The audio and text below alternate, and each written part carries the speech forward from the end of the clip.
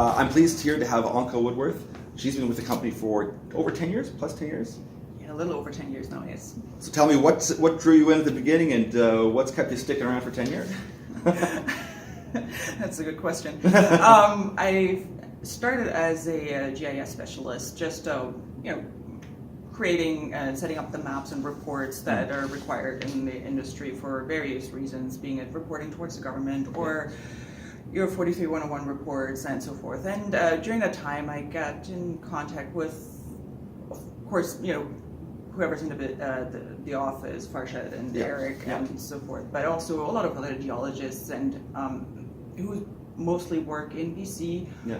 But also a few other projects I got in touch with throughout Canada, Yukon, Northwest Territories, all the way a few in the States, South America, and so forth. And it was, I always find it very interesting to kind of just see what's going on in the mining industry. It actually really got me into the whole mining business. And I found it very interesting to see how it's all built. Right? It's not that a mine just happens. No. Yes. It takes a lot. It takes from the first few rocks or soil samples or whatever was discovered to actually turning it into a mine. It takes a long time, right? And it was quite amazing to see with the HAT project I was involved in, of course, to see it going from a project that was really just sampled, and yes, there was a geology map and there was IP done and so forth, but getting it drilled, finding out what is underground, which was for the most part really covered, not much outcrop there. So it's really kind of eye-opening what it takes, and then from there on what it still will take to turn it into a mine one day. Yes.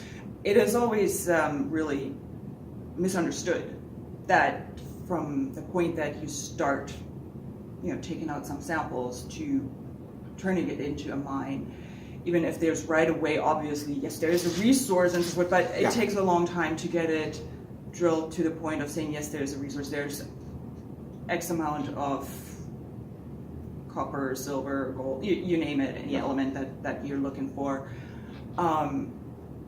Dealing with locals, making sure it's a viable development, doing all of the studies that are necessary, from archaeological studies, from consultations, water, exactly, environmental studies, everything has to get done, and it takes a long time, so then you turn it into a pre-feasibility study, eventually into a feasibility study, until you're really able to mine.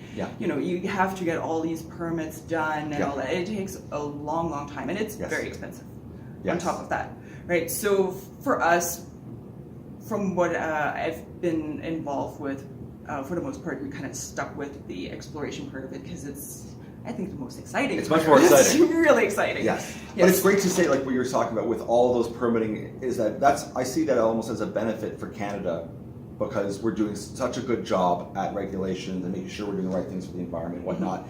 And a lot of times when people associate with mining, they'll go pick out the Congo and say, the rules and regulations we have in Canada are airtight. We do things by that really well. So it's not the same thing, and we've talked before, we need mining for the future. We need to have mining for the future. And that we have all these safeguards. In fact, it's actually a bonus. It's great. Yes, and it's as I said, it's forgotten, or we're kind of under the rug swept. And yes, there are usually what makes the headlines are the projects that go sideways for whatever reason, and more and more regulation is put into place, and I'm dealing with it on a daily basis directly with mines inspectors and the government to ensure that we're doing a good job. We're at the same time balancing it with our investors, because of course everybody likes to see quick drill results and they go, oh yeah, this is awesome. Yes. But it is a long haul that you have to go through, and why I really like sticking with the team is we're all honest.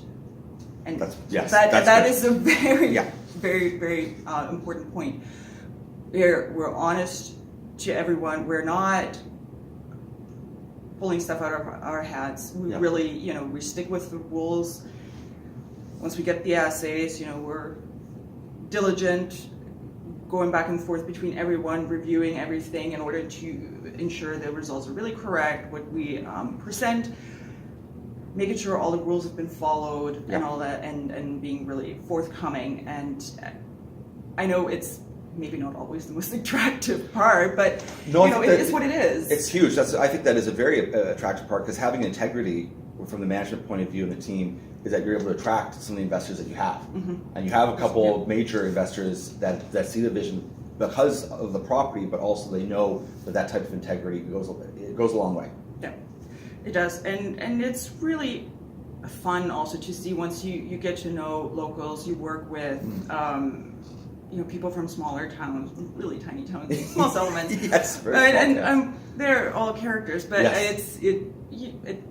It's great to see that you can feed families, you can build something. Yes. And that's another point that really excites me about the business and why I stuck around with it. I have a young family on my own, and I know how important it is to be able to not only put food on the table, but also to create opportunities for the future. Yes, yeah. So, yeah. That's great to be able to see like a community growing out from your endeavors and your efforts. Yes, exactly.